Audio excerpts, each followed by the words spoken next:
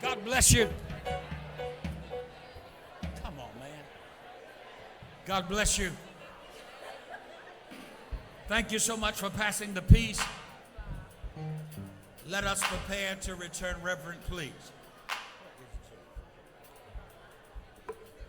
God bless you.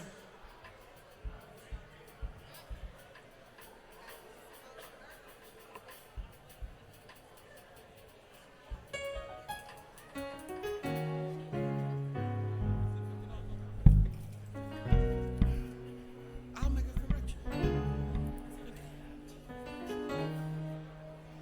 Bless your heart. Isaac.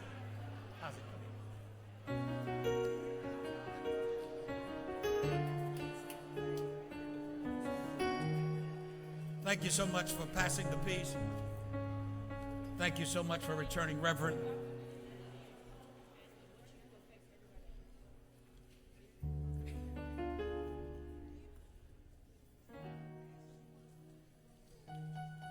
May the Lord bless you real good.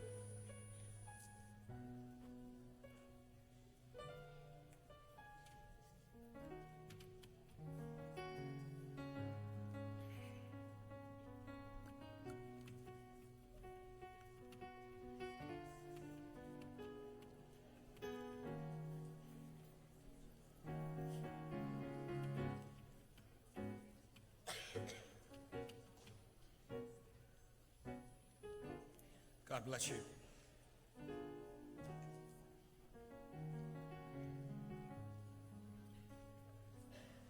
I'm just waiting for you to finish that conversation so we can move on.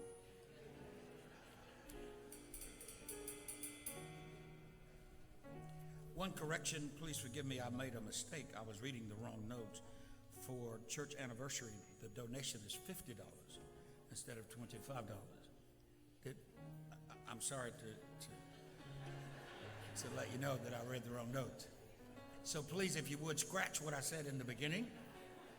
And the offering and donation for church anniversary is $50. All right? All right? Okay. Let us prepare for our offering. Brother Cordial Roberts will lead us in offertory prayer.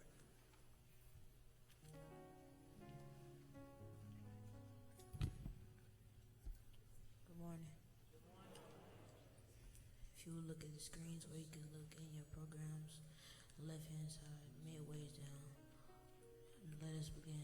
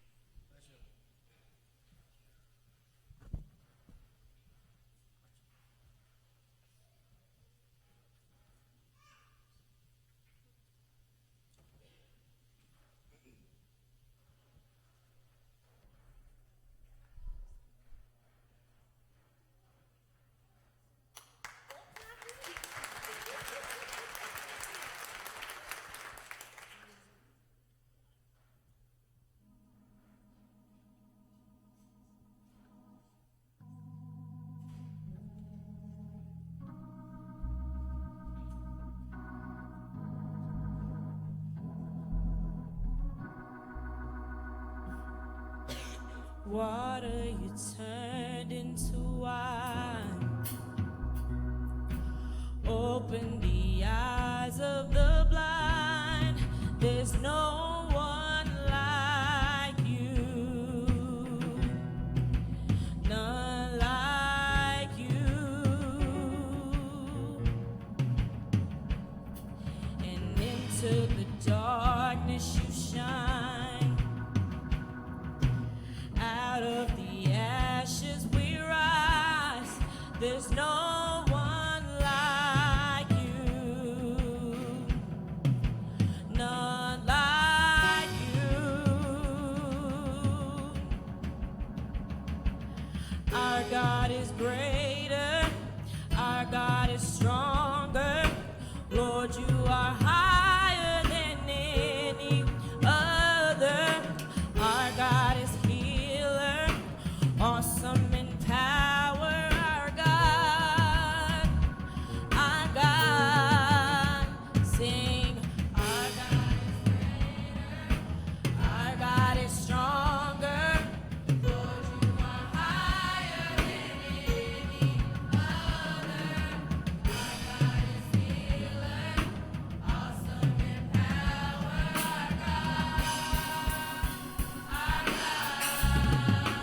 Our God is greater.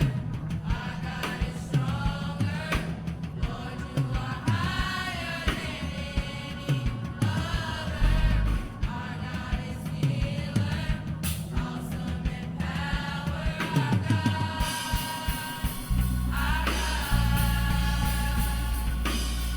And if our God is for us, then who could ever stop us?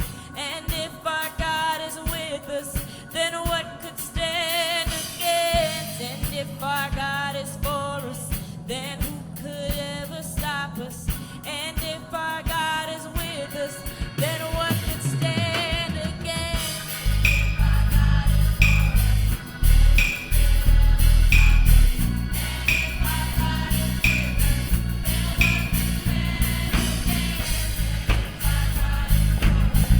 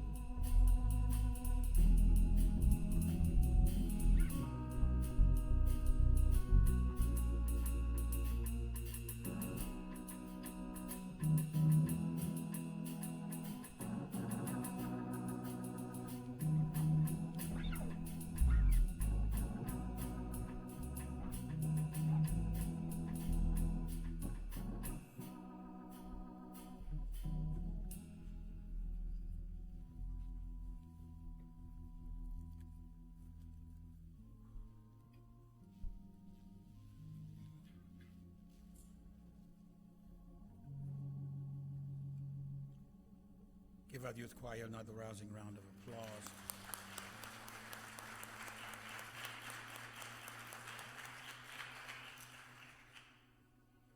Our God is stronger, He's greater, He is totally awesome, He is our God. I'm always excited when I see what kind of God we serve. I'm amazed at how God can have the sky blue and suddenly clouds come from everywhere, out of nowhere, and rain start falling, and all of a sudden the rain disappears, the clouds disappear, the sky turns back blue. Where does God keep the rain? Where does He store the rain? Where does He keep clouds anyhow? They just appear out of nowhere. That's how awesome He is.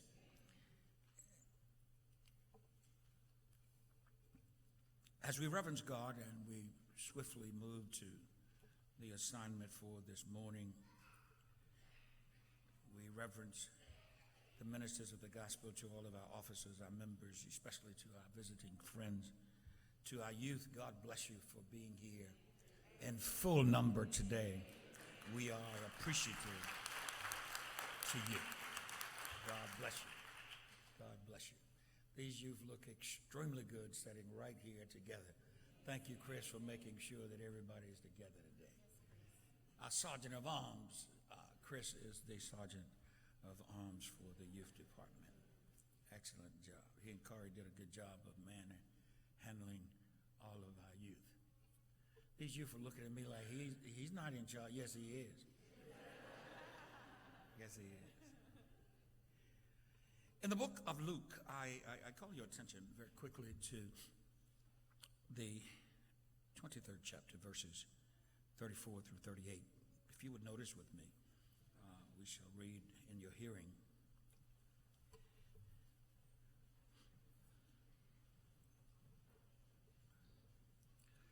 The preaching of the gospel is to aid you in knowing more and better about God. It's the preaching of the gospel is to open your eyes to things that you have not seen or things that you have overlooked about the God that we serve. It is the preaching of the gospel that you must hear in order to know God better. And it is the preaching of the gospel, it is the only thing that will grow your faith. As a matter of fact, the only way you can get faith is through hearing the word. Notice Jesus talking to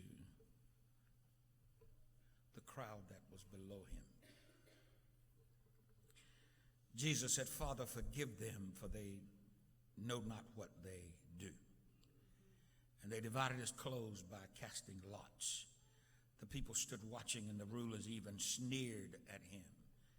They said, "He saved others, now let him save himself. If he's the Christ of God, the chosen one." The soldiers also came up and mocked him.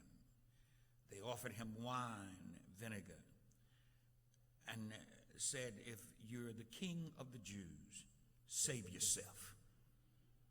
There was a writing noticed above him which said, "The King of the Jews." God bless you. You may be seated. Ridicule at its best. Ridicule at its best.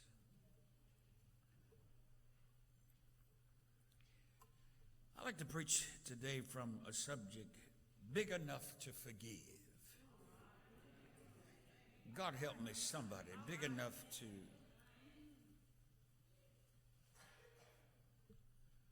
forgive.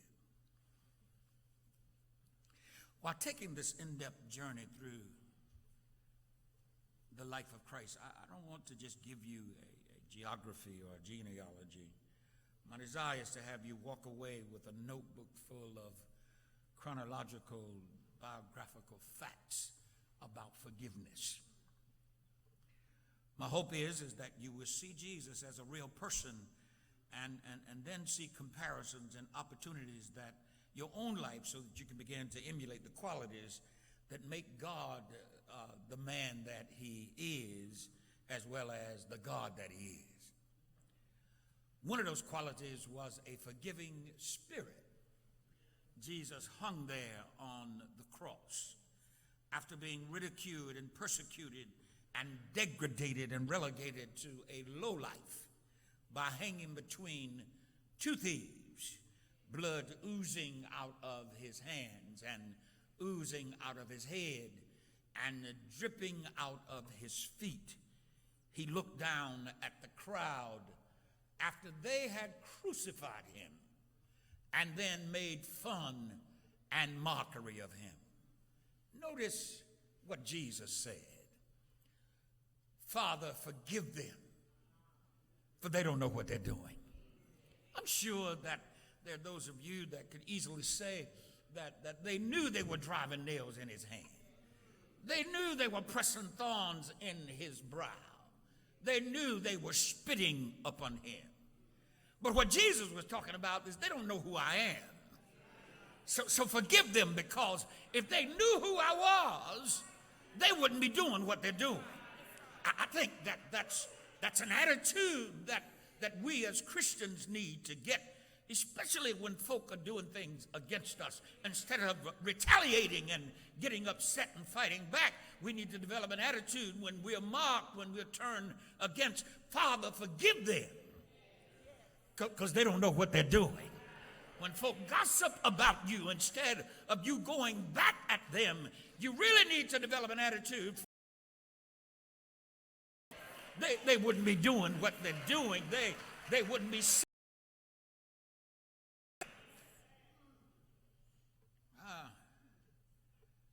This one quality of a forgiving spirit, this attribute also has to be one of the most difficult to acquire. In fact, instead of fully forgiving someone, most folk opt to one of three responses. Instead of complete forgiveness, we offer conditional forgiveness. Somebody talk with me just a little while. I forgive you if, I forgive you as soon as. If you come back and make things right, I'll forgive you. Anybody gonna talk to me? If you own up to the problem, or if you own up to what you did, I'll forgive you. Conditional forgiveness. It says, I'm waiting like a tiger, swishing his tail, and you make your move, and I'll determine whether I'll pounce on you and take a bite out of you, and then I'll forgive you. The second kind of forgiveness that's less than perfect is partial forgiveness.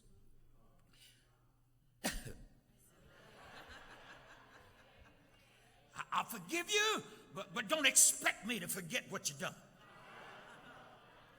I'll forgive you, but don't think that I'm going to deal with you no more. Just get out of my life.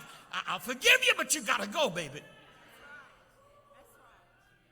I'll forgive you until that happens again, and then I'm going to have to deal with you. That's partial forgiveness. Can I preach for a little while? There's a lot of folk willing to forgive, but they just don't have to see you again. Wow. Third response is delayed forgiveness. I'll forgive you, but just give me some time. I got to pray over it. I got to sleep on it. Someday, sometime, I'll follow through. I'll forgive you, but I can't do it right now. You know, delayed forgiveness. It hurts too bad. I need to deal with it for a little while. I got to stew in this thing before I forgive you. I got to make sure that you don't do it again. God, I wish I had a church that I could talk to. Delayed forgiveness. Most of us would rather sit on the judgment seat than sit on the mercy seat. If somebody did us wrong, we'd rather watch them squirm in misery than smile in relief. Yet forgiveness isn't just about the other person, it's also about us. When we're unforgiving, it has a dramatic downward effect on our lives. When you harbor unforgiveness, you can forget about having joy operating in your life. When you harbor unforgiveness, you can forget about peace of mind. God is not going to let you rest with unforgiveness in your soul. First of all, there's an offense. And if there isn't forgiveness after the offense, watch this. If there isn't forgiveness after the offense, then resentment starts to build. And if there isn't forgiveness following that resentment, then hatred comes into play. Stained hatred leads to a grudge. And a grudge ultimately settles unto revenge. And I'm just biding time when I can get my chance to get you back. God Almighty. I openly confess, and I'll confess right here. Several years ago, I couldn't have wrote this message. I couldn't even preach this because I struggled with some stuff. You know, it's a tough thing when you're saved and sanctified and filled up with the Holy Ghost, and you run into a situation that you can't forgive. And I know that this crowd don't struggle or never have struggled with unforgiveness, not the way that you all are looking at me. You don't know anything about unforgiveness. I simply come to share with you that the devil has a way of trying to pull you back to where you used to be. Yeah. And believe it, I hadn't really come to terms with some things in my own life. Thank God since then, God has helped me, and I found out that you can't forgive on your own. You can't forgive by yourself. You need the help of God to get to a point where you can ultimately forgive. I say it with thankfulness and relief. I say it with humble honesty to encourage you to know that it can't happen. I'm talking about you that are saved, sitting here looking at me. You can struggle with some forgiveness. Now let me go another step further. While I don't feel resentment toward anyone, I still wrestle with some issues sometime, and I have to make sure that as soon as there is an offense that I run swiftly to Jesus, because I can't tarry with that thing, because if I tarry, I'll go back to where I came from.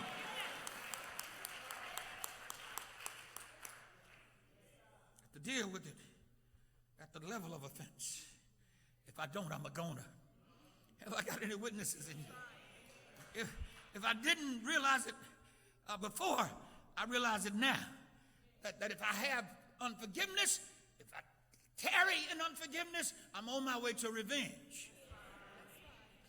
I'll confess, and I know, and I'm only testifying because you all don't look like y'all struggle with stuff I do, and I just need to tell you what the Lord has done for me. I can't deal with unforgiveness too long because I grew up with the spirit and a philosophy. If you get me, I'm going to get you back. And next time, I'm going to get you before you get me. I live by a philosophy, do unto others before they do unto you. I had to be redeemed from that stuff. If I harbor unforgiveness, I'm on my way back.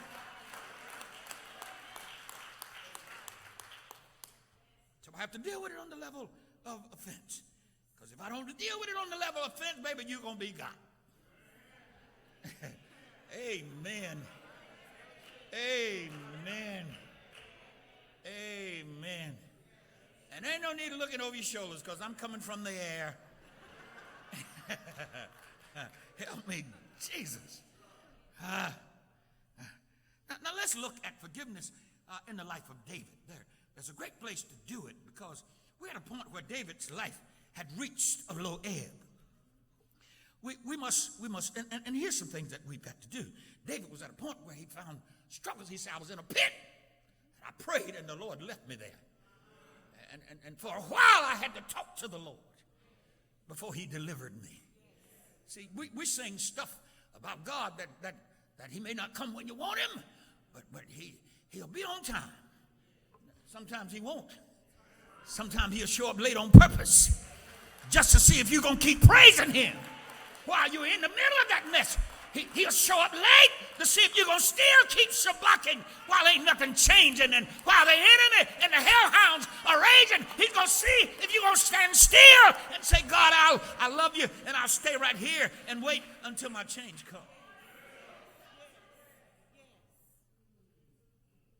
Stop telling folk that God's like Santa Claus.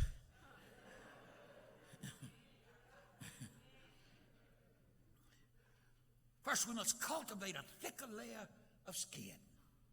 I think some Christians' skin is too thin. Because when you got thin skin, you'll hear stuff, ain't nobody say it. Stuff will be done to you and ain't nobody done nothing.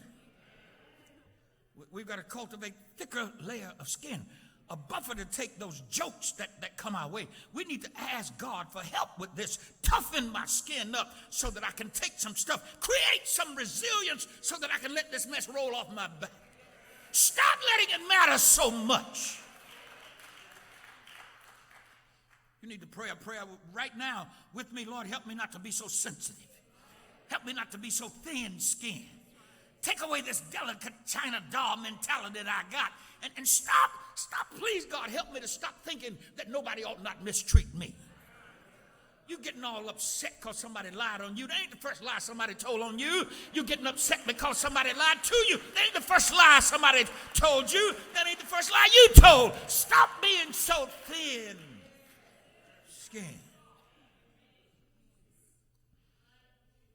Toughen my hide, God. These kind of prayers you need to pray. Calm my response. Help me not to go all so quick. Help me not to be trigger happy. Yeah, it's too many Christians like a 22 cap pistol. 22 cap pistol, you shoot yourself with it in your pocket. You bump the trigger and it go off. You ain't even a real 22.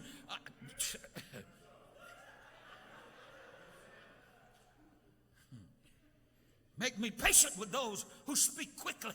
Don't you know that there's some folk that get out of the bed in the morning with a purpose to upset somebody? There's some folk come to church with a purpose to upset somebody. Stop paying attention to the devil. Stop focusing on what he's doing. Stop letting it matter so much. This will help us keep our sense of balance so that the slightest push does not send us toppling over, and that we can bounce back from whatever this is. Second, we got to try to understand where the offender is coming from. This takes a lot of grace. But again, God is good at grace. Try to see beyond the offense and find the little boy inside of the man that's lashing out at you. Or the little girl in the woman that's striking back at you. Of the words and the behavior. Because sometimes a whole lot of folk to be acting up, it ain't about you. It's about somebody, and usually, see, here's what you got to understand. Many times when you meet folk that are mad, they ain't mad with you. They're mad with somebody else. And what you ain't fixing to do is take your mad out on me. Because Jesus says that when you see the devil, you shun the appearance. Come on, you recognize. Who in here know when the devil is in you? Who?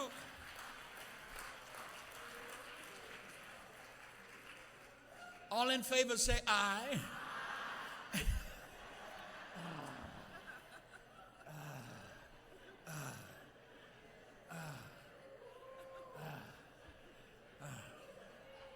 Come on. You know, if you be honest, you know when the devil is in you. And see, Jesus says that my spirit don't dwell with man always.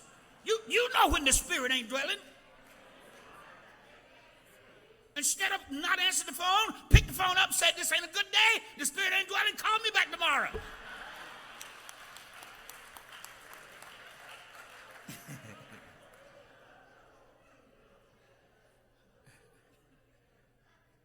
Sometimes we make things more complicated than what they really are. Maybe the critics have been saving up their offenses and have chosen this moment to use you for a punching bag. Maybe they're just having a bad day, and a guy gets yelled at work. He goes home and screams at his wife and then becomes angry with one of the kids, and the kids walk out and kick the cat, and the cat go prowling looking for somebody that they can scratch and bite, and that's the kind of chain reaction that goes on. I ain't mad with you. Putting ourselves in others' place, in other people's shoes, often help us to be objective in our reaction.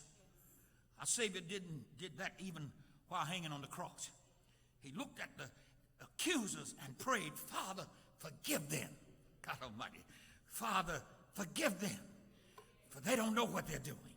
If they knew who I was, they wouldn't be sitting down there gambling on my robe. If they knew who I was, they wouldn't be glorying in the fact that my blood is being shed. Forgive them. They don't know. There's some days I tell the devil, you need to back up. Because you don't know who's riding with me. you really don't want none of this. You better see who's riding with me. The lion was raised with cats. Little cats run around, meow. They see other cat, meow. Little lion would stand up on his back paws, meow. Run around town, and every time they see another little gang of cats, they stop, meow. And the little lion, he would stop, meow. One day, he saw a dog walk up, and all the other little cats ran. The little lion stood up on his back paws and said, meow. And the cat looked, they took off. The dog stood there and looked at the lion like he was crazy. Then all of a sudden, Mama Lion just walked up behind the little baby and roared. Urgh. And the little baby thought it was coming out of his mouth. So he roared more, and the dog took off. Little lion tail stuck up in the air, and his mane stood up. He walked away and didn't even know his mama was behind him.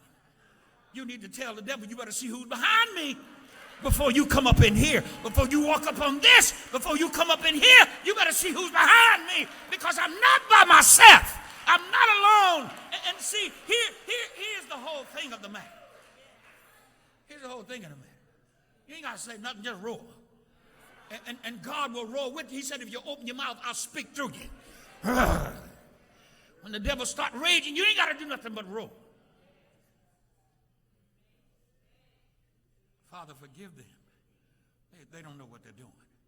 The third thing, we should recall times in our own life when we've needed forgiveness and then apply the same emotion. Has anybody ever needed to be forgiven? Oh, God. Has anybody ever needed to be forgiven? You ever needed someone to forgive you? This happens between friends, between family, at work, at school, and yes, it even happens in church. We must be candid about this.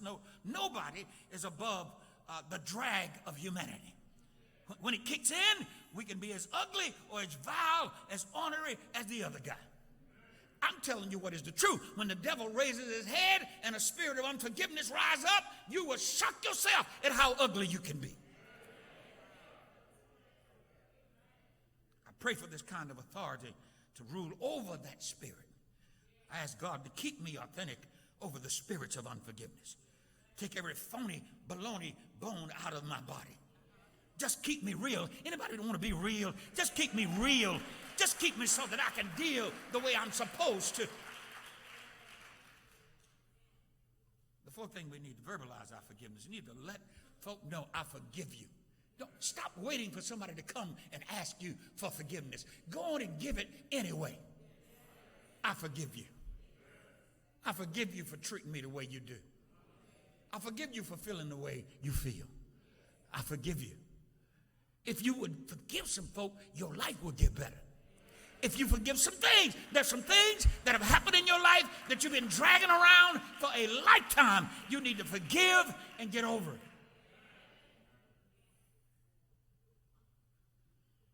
Don't just think. Speak it. Graciously, marvelously, you will find that it's therapeutic to start speaking forgiveness. I forgive you. And please, forgive yourself. Forgive yourself. Forgive yourself. Our typical human response to offense is to try all of the wrong things. Usually when we get offended and we get to a point we need to forgive, the first thing we do is get silent. The first thing we do is get silent. Is everything all right? Yeah. The first thing we do is get silent. Resentment sets in. Wow. grudge. I have a problem. I don't understand, especially married folk, how they can get mad on Sunday and deal with each other all week, just barely opening their mouth. How you doing? As if they don't care. In a queen-size bed hanging off on this side.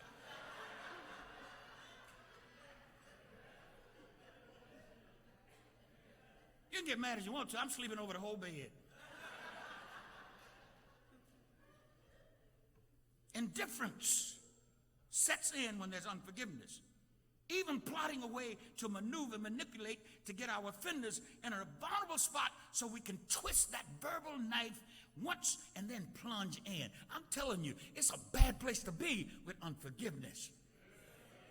None of this pleases God, nor does it work. Cultivating a forgiving spirit is a very real problem, and please understand that every one of us wrestles with the spirit of unforgiveness. We need our heart full of forgiveness and grace, and we need to pray all day, every day, God help me to walk in forgiveness.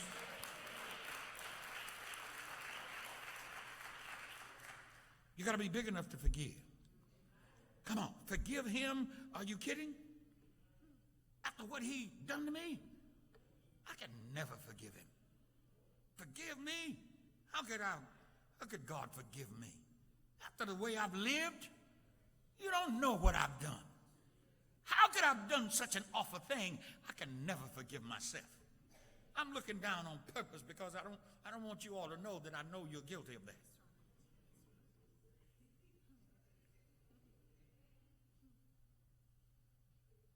I don't want you all to know that I know you're guilty of that. These are the confessions that I hear basically every week. Confessions from people who've grown up in church, grown up with godly parents, and yet grown up without ever fully understanding God's forgiveness. It's intended effect on every level of our life. God loves us so much that he's ready to forgive us. Do you not know that God said there is no sin you can commit that will stop him from loving you? He's ready to forgive you every time you do wrong, every sin you commit. He's ready and waiting to forgive you. All you got to do is ask. The tragedy of all of this is the bondage people find themselves in when they don't grasp the immensity of God's forgiveness. It's a bondage that stifles their ability to love and accept those who know their hearts most deserve their love. And do you not know that when there's unforgiveness on board, that God does not hear your prayer? God does not answer your prayer when there's unforgiveness in your heart or in your mind. You're just going through the motion. And unforgiveness is like acid in a styrofoam cup. The longer it stays in there, the more it eats away the styrofoam. The longer it stays, the more it eats away the styrofoam. And then all of a sudden, there's a leak that comes in, and the acid drips through, and the styrofoam is ate up. Unforgiveness will eat you alive. It'll have you with a bad attitude and have you looking like something's going on when it's really not. It's a bondage. And believe it or not, the spirit of unforgiveness is a curse that passes from generation to generation. The Hatfield and the McCoys have no business in Shoal Creek.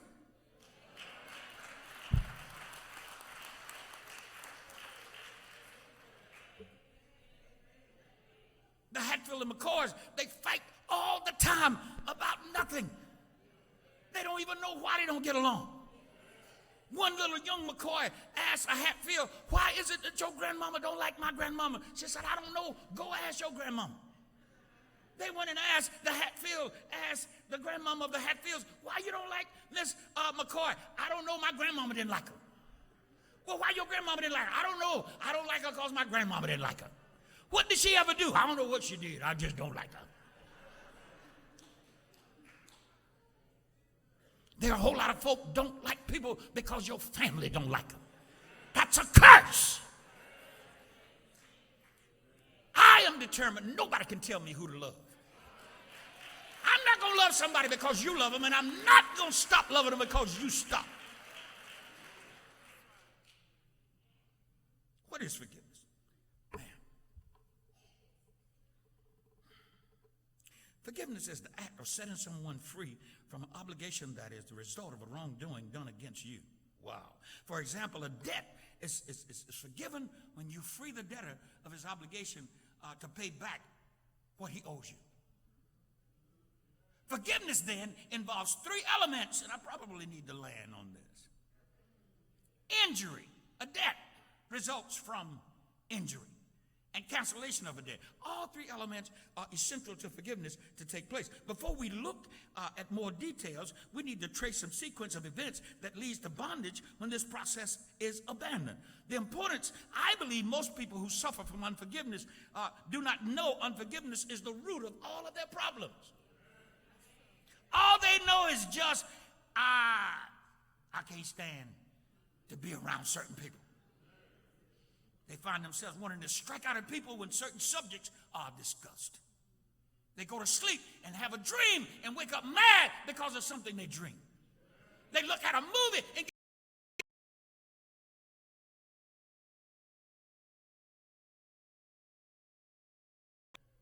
when you harbor unforgiveness, you think everybody is guilty. You think everybody is guilty. They feel uncomfortable around certain personality types. They lose their temper over little things.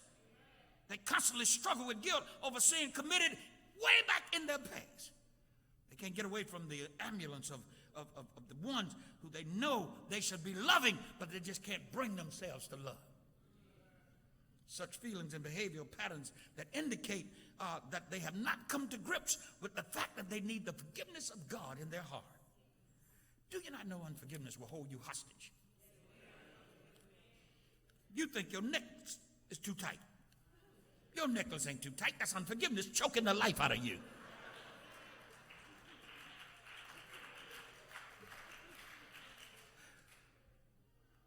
We're all painfully aware of what it means for somebody to take us hostage.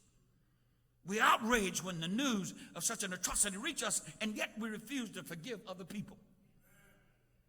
Wow. When a person is taken hostage in an international scene, the abductor usually wants something. See, usually when we harbor unforgiveness, we want something. It may be money or some type of weapon or release of a prison on the international level. The message they send, in essence, if you give me what I want, I'll give you back what I've taken. See, what the devil will do is make you think when you hold unforgiveness, somebody owes you something. Do you not know that when people offend you or misuse you or abuse you, they will go on about their business and you be mad and holding a grudge and can't sleep and can't eat, and they happy, having a ball, enjoying their life, and you end up being the nut. When individuals refuse to forgive others for wrongdoing, they're saying the same thing. And we teach our young folk how to not forgive. Because our young folk watch how we grown folk act. They know when we sit in a different places because we're pouting about something.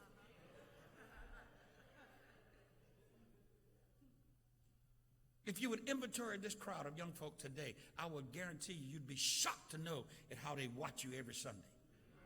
How they watch how you treat each other. How they watch how you deal with each other. And when they know when something's up between the two of you. Am I close to it, young folk? It's all right, I got you. You can go ahead and witness. A person who has an unforgiving spirit is always the real loser. God. A person who has an unforgiving spirit is always the real loser. Close your eyes for a minute. Close your eyes for a minute. Now keep your eyes closed and speak to yourself and say, I forgive me. See how hard that's to say? Say it so you can hear it. I forgive me. Now look at the person beside you. I'm going to do something to you. Look at the person beside you and tell the person beside you, I forgive you. Now they want to know what you've forgiven them for.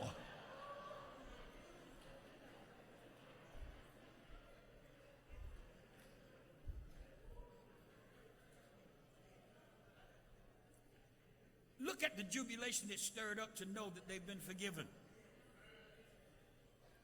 You know what I'm convinced of? I'm convinced that most of our life, we have something going on that we need to be forgiven for. I wish I had somebody that could witness most of our lives. And it is amazing to me. I'm done. It's amazing to me. At the end of the day, when I've had a pretty good day, anybody have a pretty good day and you can't really see anything you've done wrong, and you can't see anything you really need to repent of, you've had a pretty good day.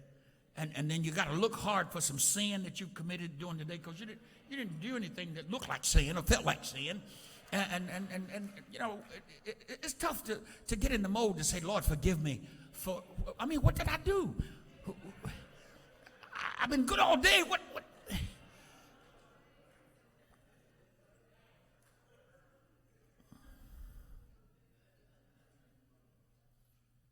You ever had those days?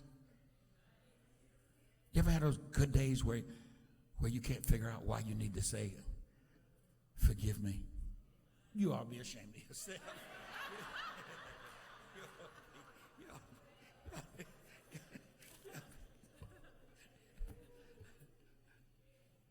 I've found out that as good as I can be, and some days I'm pretty good. Some days I still have to repent. I still have to repent. I still have to repent. And I don't feel good until I do. In all honesty, there's some days when I check myself and I look around and I can't really see on the surface where I've done anything wrong. And then I hear the still voice of Jesus saying that we've all sinned. That's what messes me up. We've all sinned and come short. And he says, man sins how? Can we agree on something? Man sins how? What does daily mean?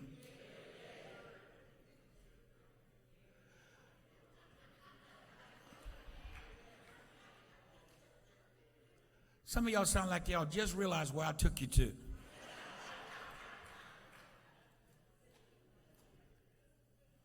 So that being the case, we have got to get big enough, because we need regular forgiveness. We got to get big enough in our heart, in our mind, and in our soul, in our walk, to forgive others. The best way to deal with it, as soon as you feel offended or misused or abused, start working on forgiving it right then. Ask God to toughen your skin so that you stop hearing stuff that ain't said, and you stop feeling stuff that ain't nobody done, and you stop getting so mad even when you are wronged. I found a secret that I live by. If I don't let stuff matter, it don't bother me. If I don't let it matter. And it really is up to me. It really is up to me. It really is up to me. I am grateful. I am grateful.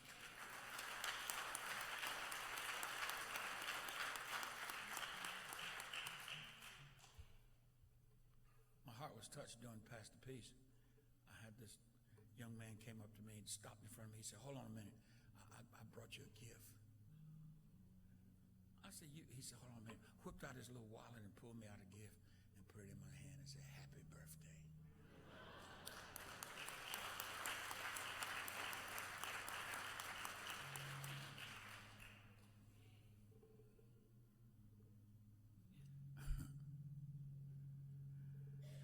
My heart is always tested, and for reasons of gracious blessings that seem small, that is great as that. You can say what you want to. It means the world when a child think well of you. It means the world when a child thinks well of you. Anybody in here today struggles with quick forgiveness? I think we forgive pretty good, but how quick do we forgive?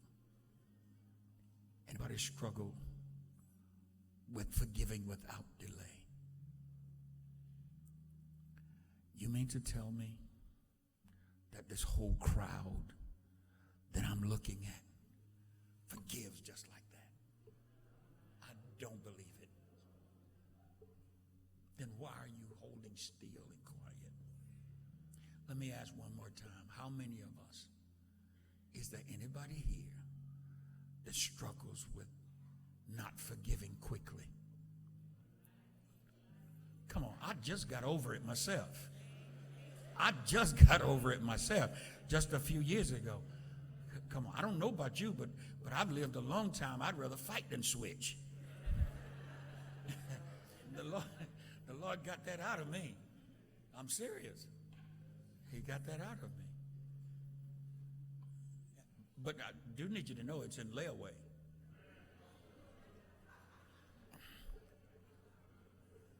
So all of you that are standing, and I'm very serious, all of you that are standing need help with forgiving quickly. Bless your hearts. Now, let me share something with you. By your mere getting up before this crowd that don't have the struggle that you have, God has already started to work on you.